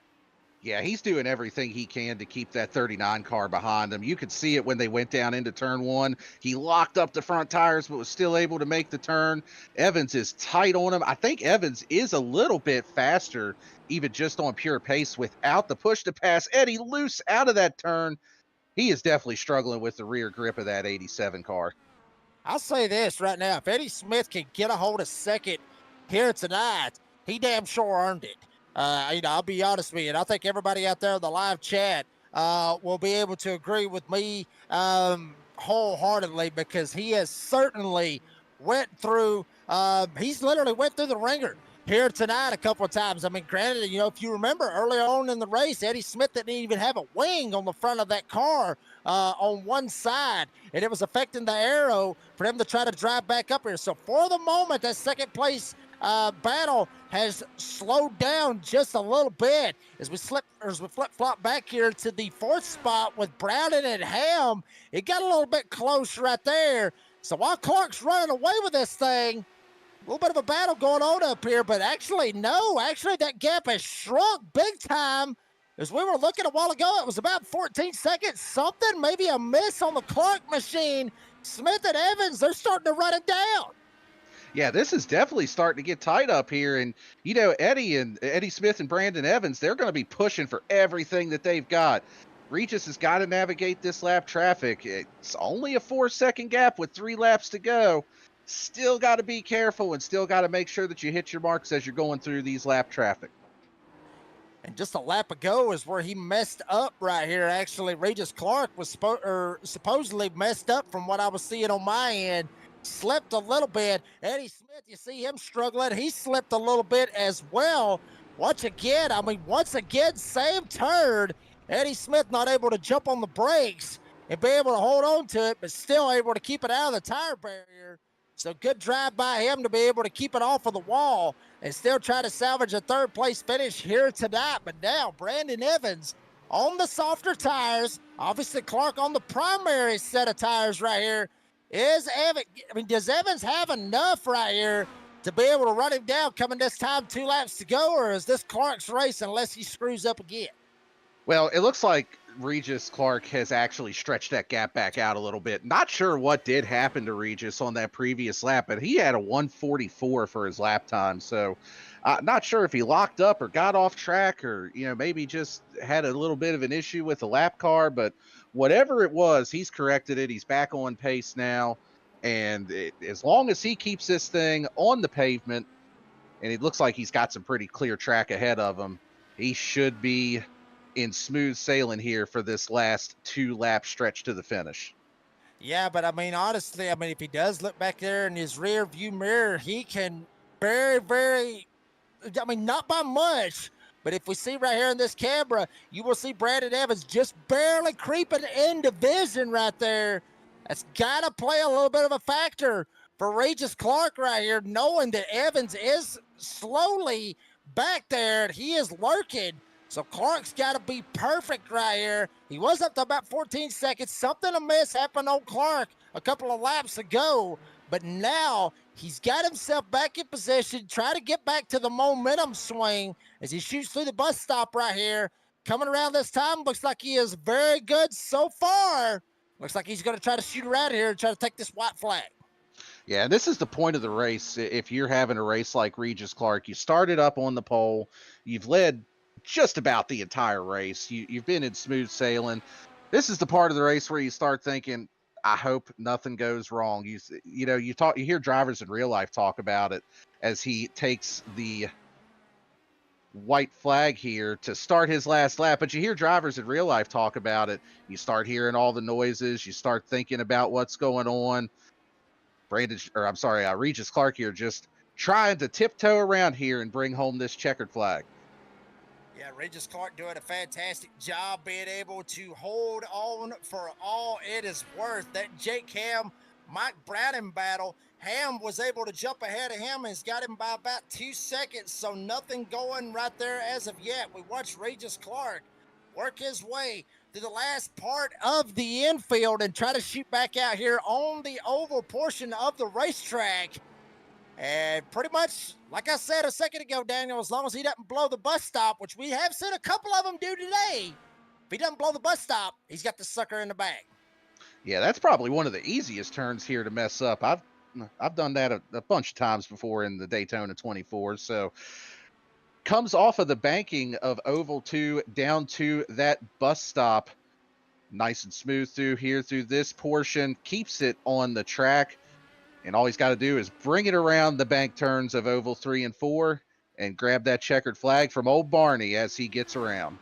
Yeah, Regis Clark able to shoot right through the bus stop. I'm sure he's messed up through there once or twice, a bunch of times. Here comes Regis Clark coming off of turn number 4. Left, right, making sure he's on the cab. He is on the cab. Regis Clark wins the season opener here for the Lincoln Tech IndyCar Series here at Daytona. He will get her done here this evening and pretty much led most of the race. Evans comes home second.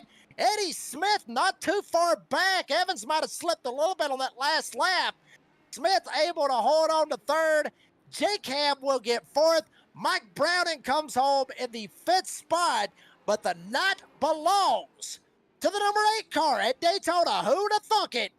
Regis Clark wins it here tonight, leading 41 of the 45 laps here this evening. Yeah, just an absolute clinic by Regis Clark tonight. He definitely earned this one. Looks like he even had fastest lap of the race, too. One of the fastest laps. Just an absolute show that he put on tonight.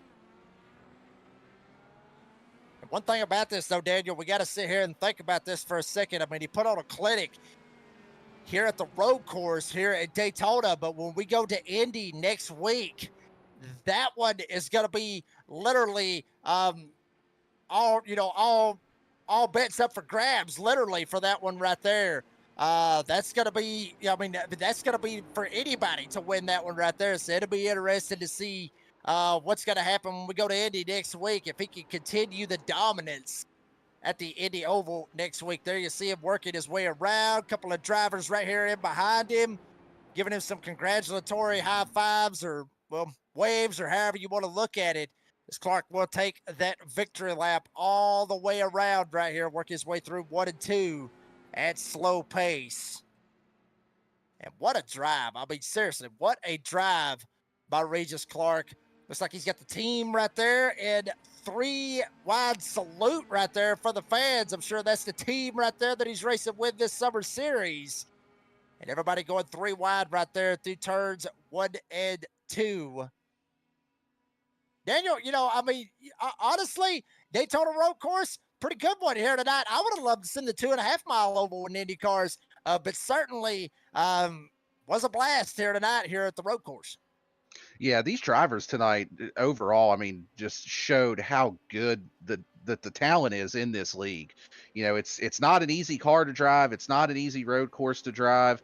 And, we saw some people have little issues here and there, but for the most part, I mean, as many cars as we had still running at the finish, And as many competitive battles as we saw, it just shows how good this league is from top to bottom.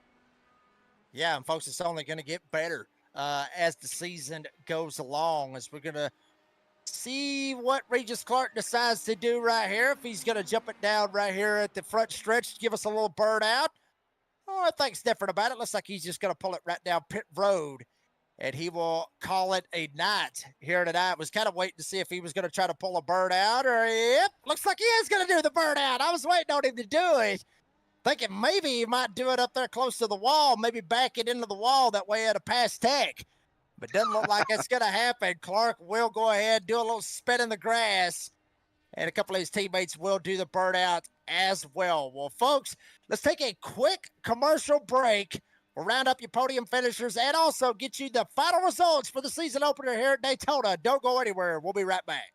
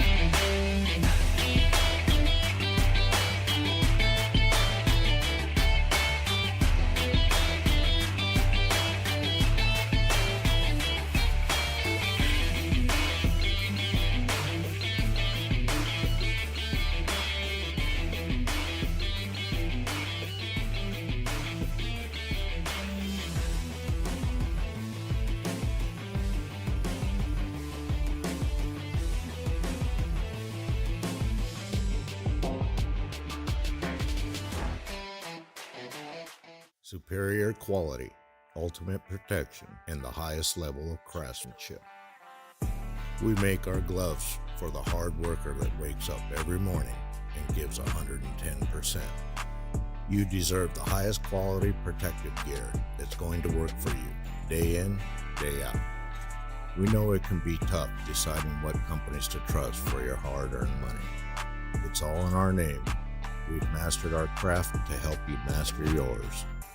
We make our gloves rugged, durable, and designed for you. Whatever the job is, we have you covered. We are your glove station.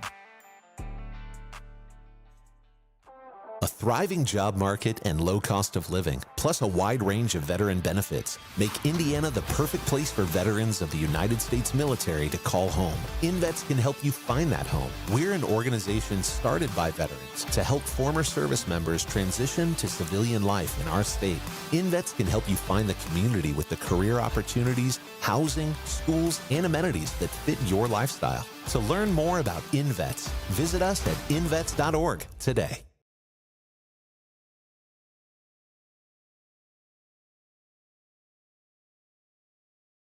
And folks, we're back here at Daytona. Regis Clark just got the win. Go ahead and give you a full field rundown of where your favorite driver might have finished here this evening. Obviously, once again, Regis Clark started on the pole, led 41 laps. He takes home the season opening win here this evening. Brandon Evans got second. Eddie Smith, rather, will come home third here tonight. We'll be talking to those drivers here very, very shortly. Jake Ham tried to go for the sweep, I guess you could say, go back-to-back, winning last night in the Cruising Classics 87 series. Not able to do it, but still a top 10 tonight. He'll come home with a fourth-place finish. Mike Browning will come home with a top 5. Tyler Justice will finish 6th, the last driver to finish on the lead lap. Brock Price will come home in the 7th spot. Good drive for him. Started 17th. He ends up getting 7th, up 10 spots here tonight. Good for him. Skylar Daly started 15th. He will get 8th here this evening. Warren Clayton will come home 9th, exactly where he started. And Jake Ellingson, who started on the outside of the front row, had mishap after mishap here this evening, but still comes out of it with a top 10 finish. And going through the rest of our field, Devin Smith came home in 11th place. Casey Jones, who we saw have a couple issues tonight also, he rebounded to finish in 12th. Kevin Price coming home in 13th. Jamie Libke in 14th. Ricky Sisk Jr. coming home in 15th. Zachary Menace in 16th. Tyler White bringing it home in 17th. Actually, I'm sorry, I read those two names backwards. Tyler was in 16th, and Zachary Menace was in 17th. Noah Hogard finishing in P18. Like I said earlier, I'm going to go ahead and apologize for mispronouncing this name. Markamini finishing in 19th, and Craig Bontrager rounding out the field in 20th. Eisenbaker, Mark Cofield, they just stuck around, wanted to see how this sucker was going to end here tonight. And here we go, bringing up your winner here this evening, and that is Mr. Regis Clark up here in the V-Speed booth. Regis, buddy, I'm telling you, honestly, you put a damn whooping on him here tonight. Tell us about it. Congratulations on your season opening win here tonight. Oh man, thank you. Dude, it's been a long time since I've won one of these GLR league races, and it feels good to go out there and just put a spanking on them. Started running Indy cars like 4 weeks ago, and I fell in love. So, big shout out to Lincoln Tech, sponsored the series. Save 22, the Indiana Department of Veteran Affairs. They all do some great stuff for veterans, and proud to have them here.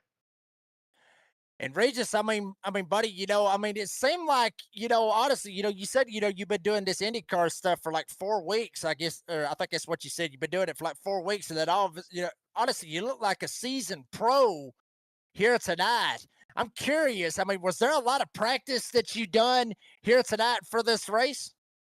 Yeah, there was I did some practice earlier today after work, and like throughout the week, I've been just turning laps whenever I can, and got real comfortable with it. I did the Indy 500 a couple weeks ago and ran thousands of laps in this car, so pretty comfortable in it now. Oh, buddy, put a spanking on him here tonight. That's what he wanted to do. Regis Clark getting him a win here in the season opener for Lincoln Tech IndyCar Series. Regis, congratulations on the win. Appreciate your time. And before we let you go, you got any more sponsors ready to shout outs that you want to thank? Yeah, absolutely. Black Sheep Racing, Mike Browning, Jake Ham, they were here tonight. James Goshen, he hasn't raced this series, but he's a lot of help. Burnouts for Bennett, it's a great charity for a young kid who's putting up a hell of a fight. So if you get a chance, go over to GoFundMe, donate whatever you can to him. Regis Clark coming home with the season opening win. We'll see how he does when we go to Indy next week. Regis, appreciate your time. Congratulations on the win, buddy. Thank you. That was Regis Clark. Now, I believe Daniel is standing by with a second place finisher, and that is Mr. Brandon Evans. Yep, sorry, let me pull him up here. Brandon Evans, this is Daniel up in the booth. You got a copy on me? Oh, yes, sir. What's up, guys? Well, I'm going to tell you what, you put on one heck of a show tonight. We kind of talked a little bit throughout the race about your strategy, that you started on the primary tire as opposed to a lot of guys starting on the alternate. What was your thought process, or what was that like your set strategy that you came into the night with, or was that just something that you kind of just try to do something a little bit different? Yeah, it's one of those like save your best for the last stint. I know the track, from the NASCAR side. I don't know the car all that well, so I was just like, you know what, I'm not going to use the alternate, the faster tire, while I'm trying to get comfortable. So I was like, you know what, I'll just throw the primary on. Surprisingly, I did okay in qualifying.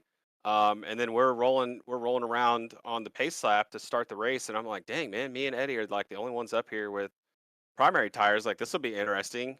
And then a couple guys fell out in front of us, and then I noticed that my lap times were not going anywhere at the end of that first stint, and even part of the second stint. Lap times were pretty consistent. So from there, I was like, all right, well, fuel. I need to make sure I can make it on fuel, and just stay out of trouble. So that was it. Just save the alternate for the last stint. But that was not the right choice, because I did not like that tire. Well, what you did seemed to work really well. We were talking about it during that initial fuel run that we had, and I pointed out that you were the highest running of the guys that started on the primary tire, and you sure made some hay on that thing there near the end. So as far as with the car, what did you feel like you needed to be able to try to challenge Regis for the win, or was it just a matter of seat time and getting more comfortable with it? Yeah, I think seat time. There's actually quite a lot of adjustments you can make on the car in a fixed setup, right? Like open, you can do whatever you need to do to the car, but on the fixed side, I don't know how to mess with the ARBs. I had some guys helping me out in Discord as far as like the engine maps and stuff like that. Excuse me. And then my brake bias, getting comfortable with that. I have a very particular way that I like to brake, and so I had to make sure I got that set. I had confidence in the tire in the first and second stint, and then when I put it to map one and put that alternate tire, it is a completely different handling race car. So more grip and just I guess overall consistent pace through the second stint. I might have had a shot, and perhaps just pitting with him in the second stint. I don't know. I was trying to play the fuel game, but he obviously just maintained the good lap time and ran away with it. Well, you definitely showed your talent and your versatility adapting to the car and the different tires and with everything that this offers that the stock cars don't as far as adjustments. So congratulations on P2. Solid start to the summer series for you. And as always, before we let you go, who you got to thank?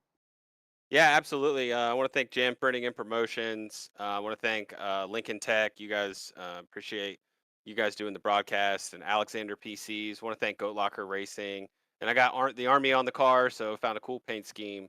Try to represent that. So happy birthday to the Army coming up. So, and yeah, thanks guys. All right. Well, there you have it from our second place finisher, Brandon Evans, bringing home the U.S. Army machine in P2 tonight. Absolutely. Now we'll see if we can slide over here, grab our third place finisher, which is Eddie Smith. Eddie, look, I got to bring this up because you were talking a while ago. You were like, you were telling me right before the race, he was like, "Oh man, I ain't gonna be worth the flipping these things." And all of a sudden, bam, you're like second fastest up there at one point in practice, and then here you come out here to third here tonight. So to be honest with you, I think you were screwing with us a little bit. I mean, solid run. I mean, had some slips, but solid run for that 87 here tonight. Yeah, I'll take it. I'm upset with myself, but yeah, I mean, I learned some things. I learned a lot of shit tonight. So I'm happy that all that stuff happened and was still able to get a third because I made some really bad calls. I just didn't understand how this stuff worked. I lost my front wing in the first run, and I didn't know if I was supposed to pit. I didn't really know what to do, so I just ran it out. I don't know if that was the right call or not. Was able to hang on to it. Get to that second run. The primaries felt really good.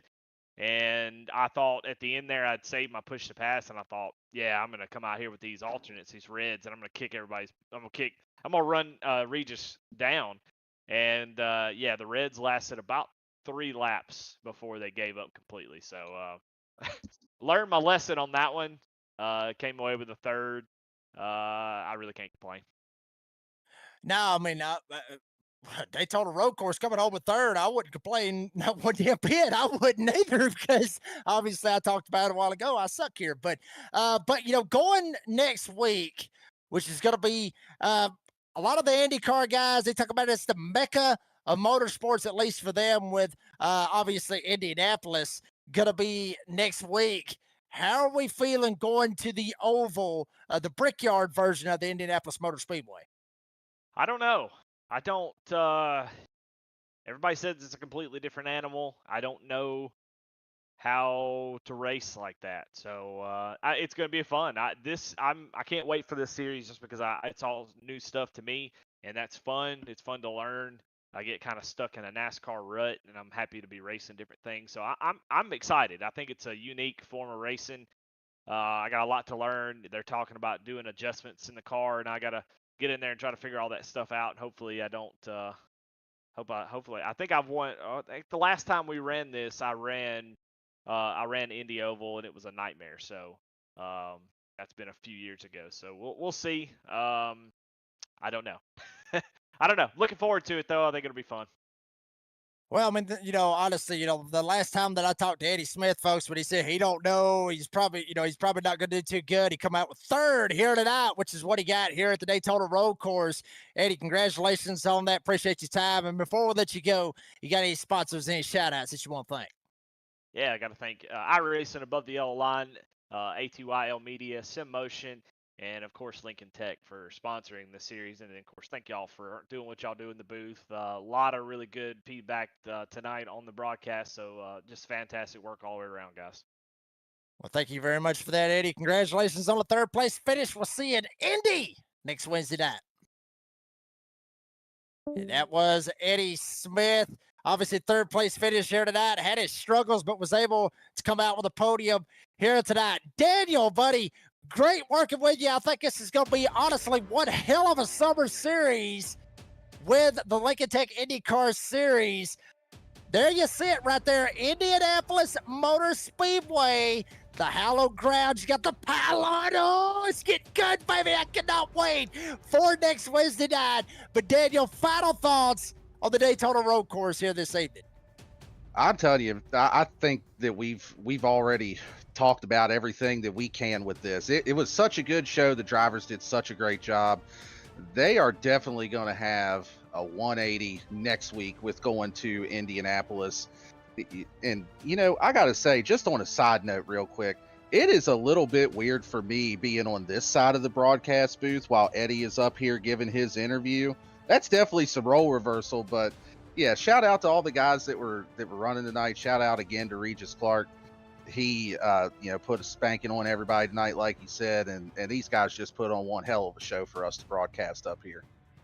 Absolutely. I mean, I'm telling you, excuse me, it was an absolute blast here this evening at the Daytona Road Course. There you see all of Indianapolis. That what we're going to be seeing next week, it will be an absolute blast. And if we cannot wait to see these Indy cars storm across that yard of bricks right there, which will be the start-finish line, and who will come home with the win next week. It will be a blast. Folks, next couple of races that we got coming up, obviously with Indy next week. Then we got the Road of America, or it's just Road of America. And then you got Milwaukee, Sebring, Pocono, Long Beach. And then we're going to cap it all off on July the 30th at Nashville Super Speedway. All of it going to be broadcasted live here on V-Speed with the Lincoln Tech Indy Car Series with the Goat Locker Summer Series. I want to thank all of our great sponsors. Obviously, Lincoln Tech for the title sponsor of the IndyCar Series. Save 22, Jam Printing and Promotions, Cruising Classics, Hidden Wit Brewery, Invets, Nasty's Restaurant and Bar, and all our great sponsors along with Goat Locker. Shout out to each and every one of you out there in the live chat, all you fans for tuning in and supporting this channel and supporting Goat Locker Racing. And shout out to the drivers for putting on one hell of a show. And that is how you started here for the Lincoln Tech IndyCar Series. For Patrick Dravick, Jamie Marcus, and everyone at Goat Locker Racing. For Adam Baker and Bradley Cooper at V-Speed. Our great producer done a fantastic job here tonight. Lucas Slides and my great colleague in the booth, Daniel Cunningham. I'm the redneck announcer, Jake Reeves. Said as I always say, be safe, be kind, be fast, and we will see you all the way up in Indiana at the Yard of Bricks, Indianapolis Motor Speedway next Wednesday night, 8 p.m. Eastern Time, live and only on V-Speed.